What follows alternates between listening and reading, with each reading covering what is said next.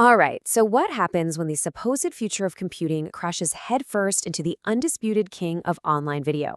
Well, for 2 pretty long months, they just didn't get along.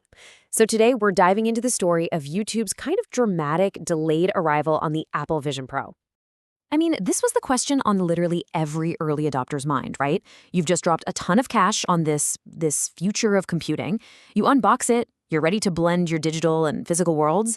You go to watch your favorite creator and poof, the world's biggest video app, it's just not there. Okay, so let's set the scene. Our story really kicks off right at the launch. The Apple Vision Pro hits the shelves with all this massive hype, right? But for so many people, there was this immediate glaring hole in the whole experience. Let's just talk about this number for a second, $3,500. Oof. I mean, for that kind of money, you're not just expecting a good experience. You're expecting a perfect, complete one right out of the box. And a huge part of that is, having access to the apps we use every single day. And look, this wasn't just some random niche apps that were missing. No.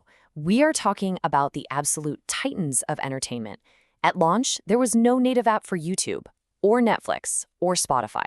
That created this gigantic content gap for a device that, let's be honest, was marketed as this incredible way to watch movies and videos. And this wasn't like a week-long wait. Nope. We're talking from the launch in early February all the way to April. A full 2 months went by. And if you're one of those people who spent a small fortune to be first in line, well, that app gap probably felt like an absolute eternity. So what did people even do during that 2-month gap? Well, they had to fall back on a workaround. And let me tell you, it was a long way from that seamless, magical future Apple was selling. Okay, so to watch YouTube, you had to actually open up the Safari web browser inside the Vision Pro. And, to put it mildly, it was not great. The interface just wasn't built for Vision OS. Navigating was super clunky, and it just didn't have that polished, premium feel you expect from Apple, or YouTube for that matter. And this really gets to the heart of the problem, doesn't it? The Safari workaround was just so clunky and limited, but a native app, that was the dream. Something seamless, totally integrated with the system that lets you actually multitask. That's the upgrade everyone was waiting for. And then, after those 2 long months, the stalemate finally broke. YouTube completely reversed course and officially launched an app on the Vision OS App Store. And honestly, this was a huge turning point for the whole platform. And just like that, the drought was over. The official app is here. You can go download it right now. But check out that version 1.0. That little detail is super important. It's basically YouTube telling us, hey, this is just the beginning. This is the foundation we're going to build on. And the experience now? It's pretty much exactly what you'd hope for. You can just grab the YouTube window, pull it out into your room, and place it wherever you want. You can make it as big as a movie screen while you're, doing other stuff around it. This is exactly the promise of spatial computing coming to life. Okay, but let's manage our expectations here just a little bit. Having a native app is a massive leap forward for sure. But this first version, it doesn't quite unlock the full, mind-bending potential of what the Vision Pro can do. So what's missing? Well, the big stuff. Right now, this version doesn't support the features that could make YouTube a true killer app for this thing.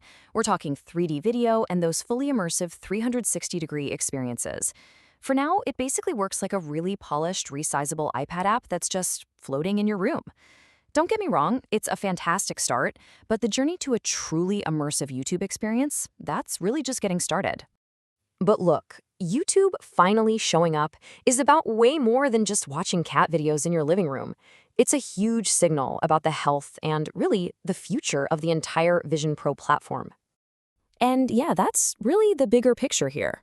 I mean, when a company as massive as Google finally decides to build a dedicated app, that is a major vote of confidence. It's basically sending a message to all the other developers out there that, hey, this Vision Pro thing, it's worth investing in. And that could totally start a domino effect. So yeah, YouTube is now on board, which is a huge, huge win for Apple. But the landscape is definitely not complete yet. You still got major players like Netflix and Spotify sitting on the sidelines. And that means the battle for a complete, thriving app ecosystem, it is far from over. And that's really the bottom line, isn't it? At the end of the day, any new piece of hardware, no matter how cool or revolutionary it is only as good as the software and apps you can run on it. You need that thriving ecosystem of developers for it to succeed long term. And YouTube's arrival, that is a massive, massive step in the right direction. So all of this leaves us with one big question for the future, right? With the world's biggest video platform now officially on board with Vision OS, the pressure is really mounting on those other companies still holding out. So the real question now is, who's going to be next?